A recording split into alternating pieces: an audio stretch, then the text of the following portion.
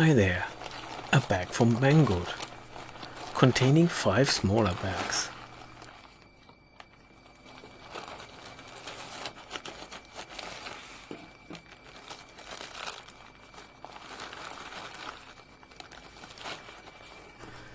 With lots and lots of resistors.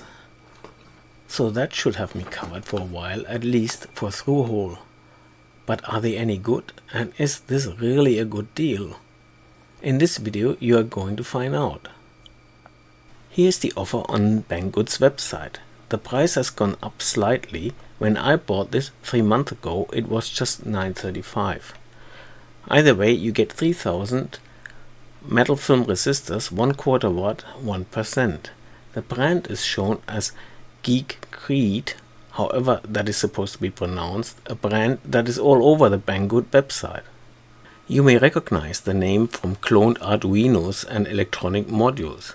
I traced that a bit further, and the brand is owned by a Chinese company called Tongdi Limited, which seems to be behind the Blitzwolf website, which itself sells things like USB chargers and IoT stuff.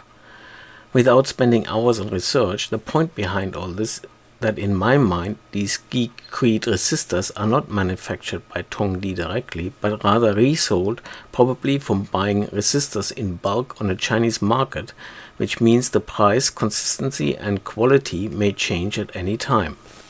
With that out of the way, the offer is actually quite nice.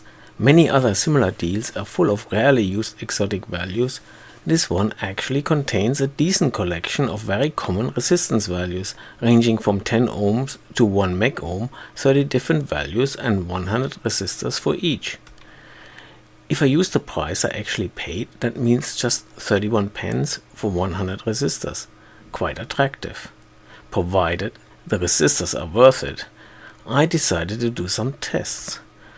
For comparison with Geekcreit resistors, I picked another branded 1% metal film resistor, of which I happen to have plenty in stock. The common value happened to be 270 ohms, so most of the following is a comparison between the Geekcreit 270 ohms out of this deal and this type of V-shade 270 ohm resistor. The V-shade resistor has a proper datasheet as you would expect. I have about 100 270 ohm resistors of the MRS25 type. The slight problem in comparing the two resistors is that this one is rated 0.6 watts up to 70 degrees Celsius. This is more than double the Geekcreit, but we can work around that. The tolerance is, as you would expect, 1%. The temperature coefficient is 50 ppm per degree Kelvin, which is actually quite high. In comparison, we know absolutely nothing about the Geekcreit resistors, but let's start with an easy but tedious check of tolerance. For that, I connected 2 Kelvin probes to my Agilent 3441A and started measuring a random pile of 50 270 ohm V-shade resistors visible in the foreground, and repeating the same measurement with a pile of 270 ohm Geekcreit resistors. Using Kelvin probes makes this process quite easy, and the 4-wire mode increases the accuracy of the measurement. Instead of showing dry numerical statistical values like standard deviations, I thought this graph may be easier to understand. The blue line plots the value of the Geekcreit resistors, while the green line follows those of V-shade ones. The two dotted horizontal red lines show the +1 and -1% boundaries. It is clear that in my sample of 50, all V-shade resistors are well within the 1% and show very little fluctuation, while the Geekcreit resistors are all over the place, dropping to almost -2.5% at times. Another and probably better way to look at the data are histogram plots. The bars show the number of resistors with a value that fell within that range bin. For the green plot, representing the V-shade resistors, the plot resembles the typical Gaussian normal distribution, with most resistor values clustered tightly around a central value, and then dropping off in frequency to the left and right. The variation of the whole distribution is less than 0.5%, showing that the manufacturing process of these resistors must be tightly controlled. If we look at the Geekcreit distribution, the lack of control is obvious in the way the values are spread across a much wider range. For comparison, the whole green distribution on the right would be in this small area on the left. Far from being within 1% tolerance, we are looking at around -2.5% instead. The big question, of course, is how typical are the 270 ohm resistors for the whole batch? And it's not good news. I randomly picked two other values, 4.7K and 10K, and measured 50 resistors each. As you can see, the distribution for the 4.7K looks a little bit more controlled, but we are still over 2% out. For the 10K distribution, it's as messy as the 270 ohms, but the tolerance is slightly better at -1.9%. With 3 out of 30 different values sampled and neither being even close to meet 1%, I have to call the Banggood claim that these resistors are 1% tolerance fake news. Next, let's look at the claimed 1/4 watt rating. As you probably know, a resistor gets hot because the voltage drop across the resistor times the current flowing through it determines the power that needs to be dissipated as heat to the environment. Resistors are typically specified to allow dissipation of 100% rated power, for example 1/4 watt, up to an ambient temperature of 70 degrees Celsius. If the ambient temperature gets higher, the allowed power must be reduced, also known as derated, because otherwise the ambient temperature plus the heat generated by the load will exceed the maximum allowed resistor temperature, like for example 150 degrees Celsius as a typical value. My idea is that if I run the resistor at full power of 0.25 watt at 70 degrees Celsius ambient and it does not burn up, it meets its spec. As for the max allowed temperature, we can try either 125 or 150 degrees Celsius. It is probably safer to try the full power test first at room temperature to see how hot the resistor gets in that environment before trying it at 70 degrees Celsius. To load a resistor to a desired power value, we can use this formula here. You can see that formula can be easily derived from the basic power equation and Ohm's law. In our case, for a 270 ohm resistor and 0.25 watt, the current needed is 30.4 milliamp. For this test, I made this little test rack to hold the resistor and a thermocouple that just touches the resistor body. The current will be shown on the blue meter and the temperature on the red multimeter. When the power is turned on, the temperature rises rapidly at first,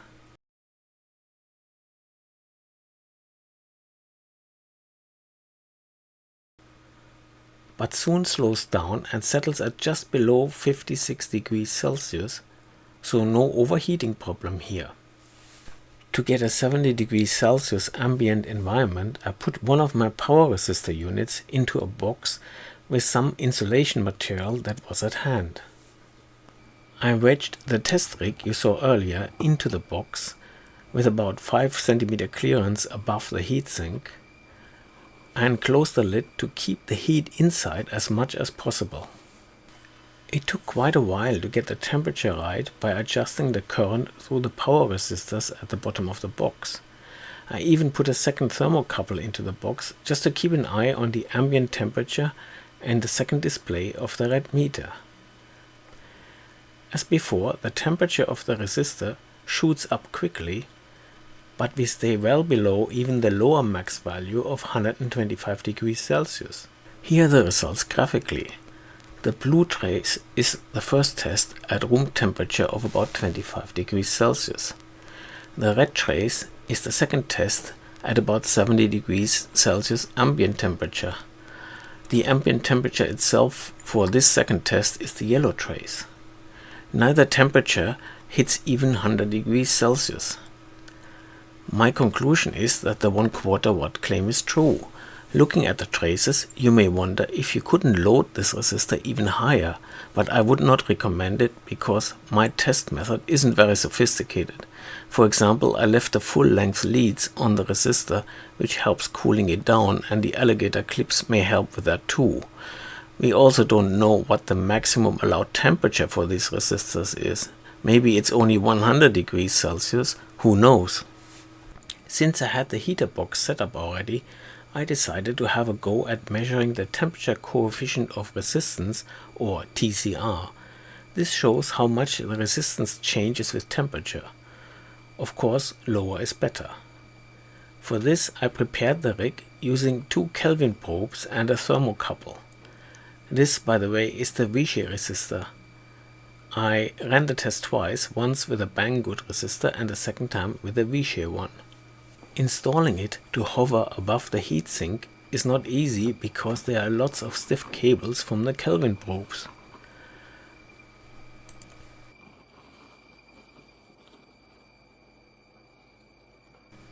That power bank came in handy as a weight to keep the lid down.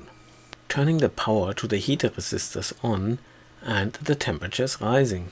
Here you see the power going into the heater is currently 41 watts. The Agilent is under remote control and recording the resistance. You can see the value briefly flashing on the display. Reaching over 73 degrees, I decided to stop because any TCR effects should be clearly evident in the data by now. Quite an interesting result. Both resistors show a negative TCR. That is, their resistance falls with rising temperature, but that's as far as resemblance goes. This whole range on the Vichy represents 50 degrees Celsius change in temperature and 0.023 ohm change in resistance. On the Geekcreit graph, we have about 50 degrees Celsius in temperature, but 2.7 ohm change in resistance. That's 100 times more.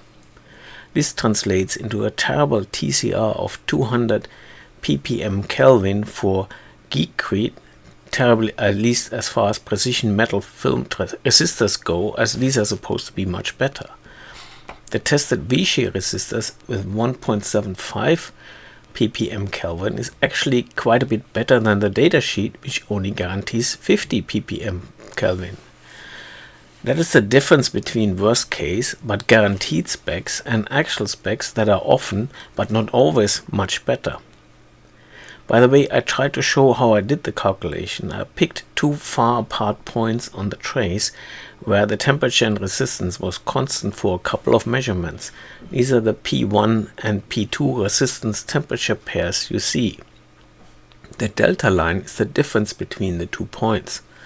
So for Geekcreit, we have a drop of 2.7 ohms over 51 degrees Celsius. That's the same as a drop of 0.05 ohm per degree Celsius, but to be fancy, we can also use Kelvin, as Celsius or Kelvin values are equivalent. If we divide this value by the P1 resistance, we convert the absolute change into a relative change, so it becomes parts per Kelvin. Multiply that with 100 and you get the TCR as percent or parts per 100, but for TCR by convention ppm or parts per million is used, so we multiply with a million instead. Let's continue with something much simpler. From the left to the right we have a Vichy resistor, a Geekcreit resistor and a TE connectivity carbon film resistor, which happens to have a 1/4 watt rating like the Geekcreit resistor, but is physically much smaller. Watch what happens if I bring a magnet into the vicinity of each. The Geekcreit resistor leads are clearly made of iron, while the datasheet on the other 2 resistors states the leads are made of tinned copper, which the magnet test confirms. And about those leads, the Geekcreit ones feel certainly rather soft and flimsy. Let's check the diameter. 0.36 millimeter.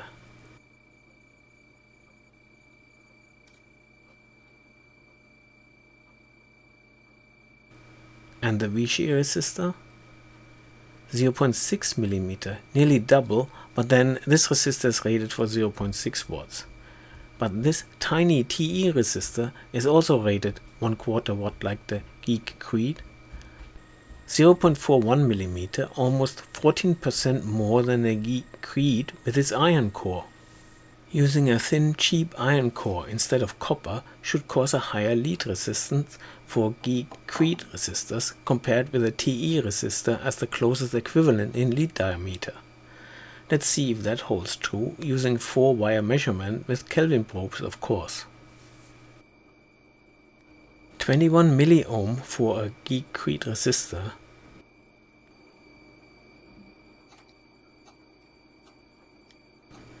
and just 7 milliohm for TE.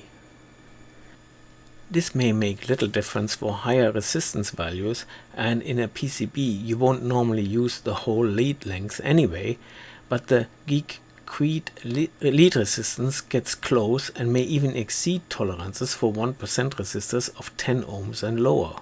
For the last test, looking at corrosion, I decided to pick a random Geekcreit resistor and a V-shear resistor and start by measuring their resistance.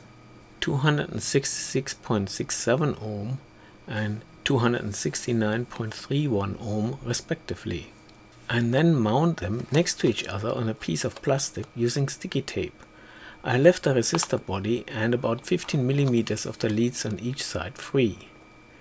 I then mounted this in the garden exposed to the elements on a slight slope so there would not be any standing water, and left it there on the 9th of March. 40 days later, on 19th of April, I brought it back in. There is some discoloration on the right side of the Geekcreit resistor, the top one, under the sticky tape. This is where rainwater must have accumulated because that side was lowest.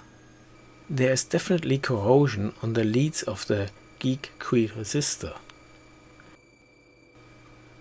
It's actually not looking too bad under the sticky tape. On the other side, clearly rust spots.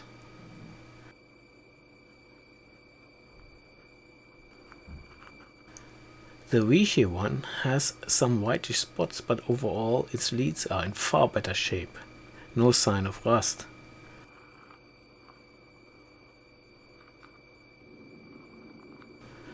As for the Geekcreit one, I wonder if that tin cover gets scratched somehow, or you get additional electrolytic effects from the contact with solder and copper on the PCB tracks.